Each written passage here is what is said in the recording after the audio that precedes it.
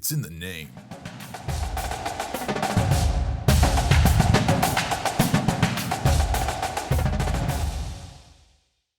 Welcome into Season 3 of the good old-fashioned Dislike Podcast, where dynasties never die. And hate is an extreme word, but just barely. This episode is brought to you by StrapOutlaw.com. Get your guy the Christmas present he really wants. The best ratchet straps out there. Strap Outlaw is veteran-owned. Go order today at StrapOutlaw.com. On this podcast, we pick a football rivalry, and we submit that rivalry to the panel of Dislike. They will come up with the reasons why we like one team, dislike one team, and vice versa. By the end, we come to the conclusion of where loyalties lie, mainly based on non-football things, but that's what's so much fun.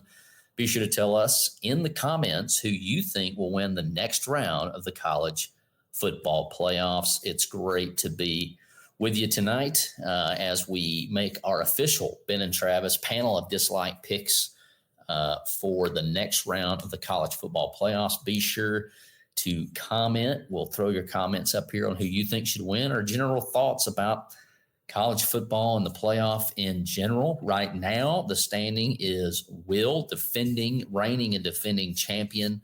Will sits at 2-1. Ben also 2-1.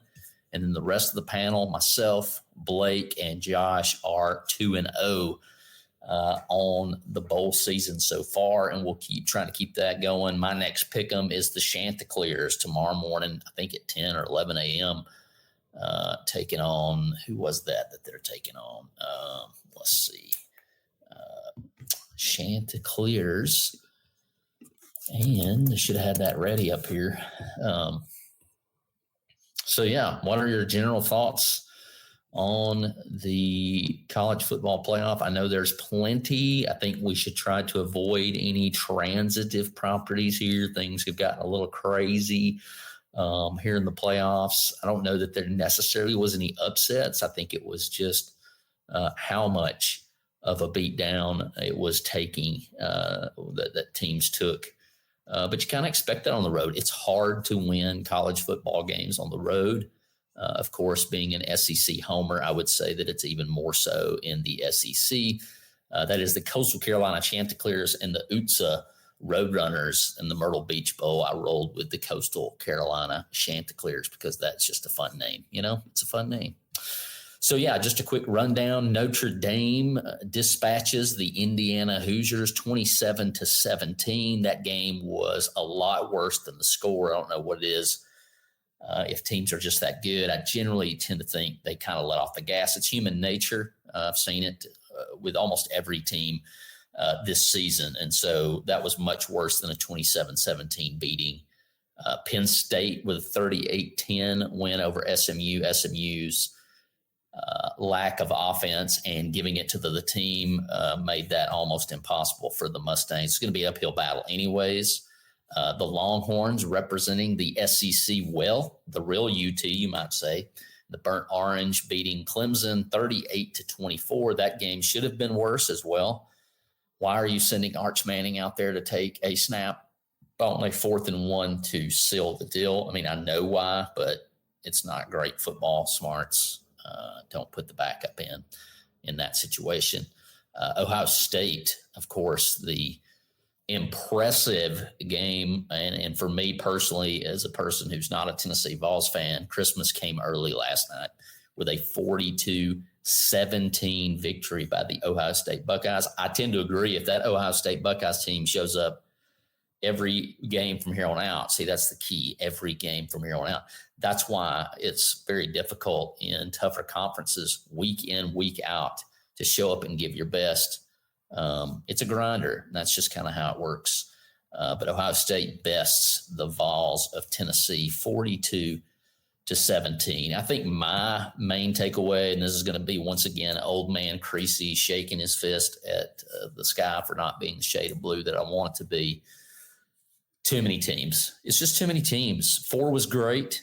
I mean, I guess you could get away with 8, but 12 is just too many. They're just not 12 great football teams. I guess that's where we get this idea of deserving, which I think is just honk, right? That's what makes college football great, is it's not deserving. It's the best teams. It should be the best teams. Blake disagrees. He sent me this quote earlier. I think with the 12-team playoff, there has been a shift from best teams make it to the most deserving teams make it, which is what it should be. It's the most Barner quote I've ever heard in my life. Get in the playoff by resume with Bama, Ole Miss, and South Carolina. Smoke SMU and Boise, yes, but they didn't deserve to be there based on the on-field results. Give me a break. I can't disagree more with how that is. It should not be that. It's the best teams. That's what we want to see.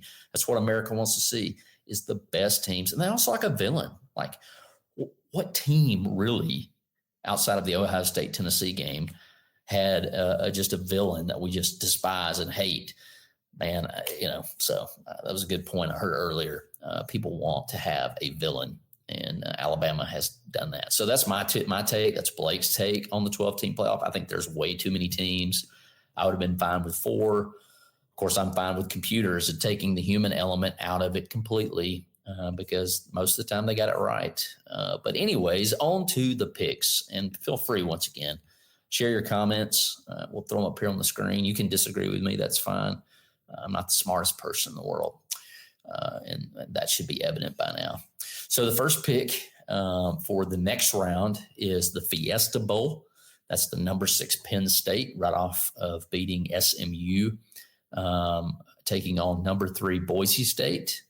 ESPN voters have Boise State winning 54% of the time, putting a lot on Ashton Genty. I don't know what else they have other than him. And obviously, if he gets going, he could be enough against a Penn State team that's not very offensively equipped. But I think it's going to be an uphill battle for Boise. I think it can be done. Obviously, they've done it before. They've had the fireworks. They've been able to pull off an upset before. Not a whole lot of comment. The automatic qualifiers, I hate those. Those probably aren't going anywhere. But this top 4 conference champs get a bye is ridiculous. Is crazy. I mean, I also said in the other podcast, I think Oregon got hosed for going undefeated all year long. They get the tougher end of the bracket. I'm not sure how that works, but Ben Hayes is rolling with the Nittany Lions of Penn State, simply saying roar. And so he's going with Penn State. That is the official pick of the panel of dislike in a upset, according to ESPN voters. Number 6 Penn State over number 3 Boise State, and sending them home, and Penn State moving on to the next round. The next pick is for the Peach Bowl, the Chick-fil-A Peach Bowl. That is my pick. It's my first pick of the college football playoffs. And Ben added Hook'em. He's rolling with Texas to win this game. This was probably the game that I saw the least amount of during the day. And it seemed like Texas kind of played with their food a little bit. Clemson's got dudes. That's just the way it is, and probably will have dudes as long as Dabo's there. But it seemed like they kind of let off the gas. I already mentioned that may be my golden dislike outside of Blake's quote about deserving versus best. My golden dislike probably goes to putting Archie Manning in there at 4th and 1 when you can ice the game. Just give it to a running back. They've been eating all day long. Give it to a running back and ice this. I mean, some of these ignorant coaching decisions I can make. So pay me that money. I'll take that check. Number 4, Arizona State. I'll be honest, and just forthright, I've seen them play the second half of the conference championship game. And by the time I started watching, it was over. I think with Boise and Arizona State, to me, either one of those could have the game of their life and beat the team that they're playing against. I think Arizona State's got a much more uphill battle against Texas, because Texas just has dudes, right? One thing Sark has done phenomenal is get this roster SEC ready. To be honest, I don't know that, Clemson's a stiff test. I don't want to take anything away from Clemson, obviously a conference champion. other than Dabo doesn't really know what a playoff team is, but who does? I'm not sure anyone does. But I've got Texas. I agree with 79% of ESPN. I've got the Texas Longhorns beating Arizona State. I think we are in the land, where it's best to go with the known commodity. And I think some of these programs you could call known commodities, but like coaches who've done it, who are consistent, who aren't going to lay an egg. I think that Penn State and Texas both, unfortunately, I love Sark. I'd love Sark to come back to Tuscaloosa right now as an offense coordinator. They both have a tendency and can lay an egg, and speaking as an Alabama fan, I've certainly seen plenty of eggs this year. So just keep that in mind. But I am going to roll with Texas, number 5 Texas over number 4 Arizona State Sun Devils. Next, we have Blake's official pick for the Rose Bowl. I love the Rose Bowl, the granddaddy of them all. I am sort of in the camp that the Rose Bowl should just host the national championship every year. Of course, I've never been to the stadium, and all I ever hear is it's not a great stadium, but I want to go there. Rose Bowl, we got a rematch. Number 8, Ohio State, which everybody is going to be high on going forward just for the destruction of Tennessee. I don't ever feel bad for Tennessee when they lose, but man, when Sampson was limited, that was a huge blow for Tennessee, as I think he's just a phenomenal ball carrier and has carried that team a good bit, along with their defense. But you get number 8 Ohio State Buckeyes versus the number 1 Oregon Ducks. ESPN has not been swayed, with 84% of the vote going with the Ducks. Ben Hayes simply says quack. He rolling with the Ducks as well. And so Blake, who's the official picker of this game, I tend to agree with both Ben and Blake here. As Blake says, tough to beat the same team twice, but no chance Ryan Day wins this game. Give me the Ducks. And I tend to agree. Once again, we have several coaches here, and I think that one of them is going to break the mold, right? James Franklin obviously won a big game. I don't know if Boise State is much of an increase of competition versus SMU. Obviously, Ashton Genty is a beast, but I'm still not sold on Boise State being much of an uptick. I don't know that I guess those are big games. They're college football playoff games, but I need to see Penn State and James Franklin get it done against what we might call program, a dominant program. So we'll see. But Oregon, Dan Lanning, Ben says quack. Blake says he's taking the Ducks, which that's the official pick. I tend to be in that category, but I think I may be rooting for the Ducks a little bit rather than using my football brain very much. And so we're on to the next game. We have the number 7 Notre Dame Fighting Irish coming off a defeat of in-state Indiana Hoosiers. I can't believe we're like the Detroit Lions could win the Super Bowl. Indiana Hoosiers were right on the cusp of greatness, had a great season, their best season ever. I don't want to take that away from them, right? That's a big deal. That's awesome when you think about it.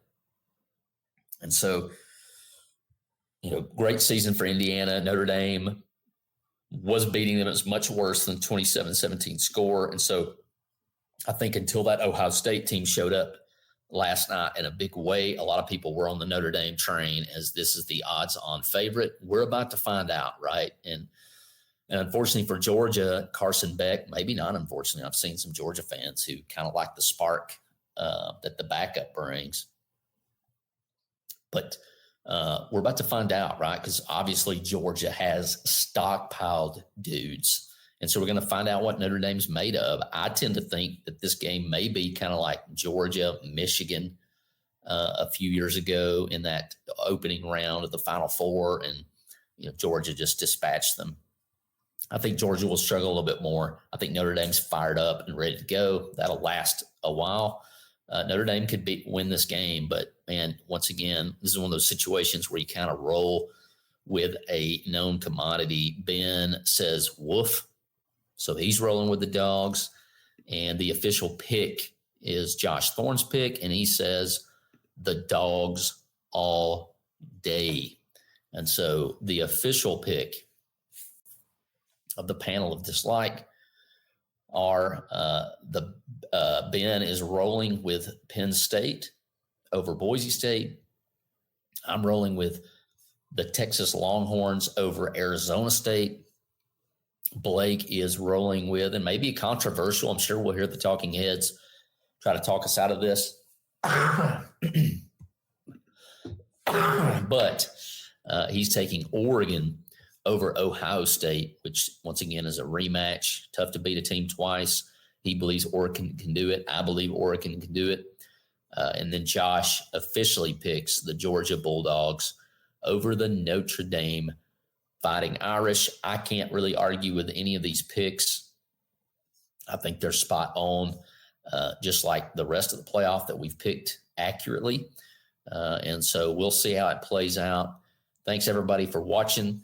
As always, a Merry, Merry Christmas to you. I hope it's a great week. Hope it's a great ending to the 2024. It's kind of wild to think that we're here, but here we are.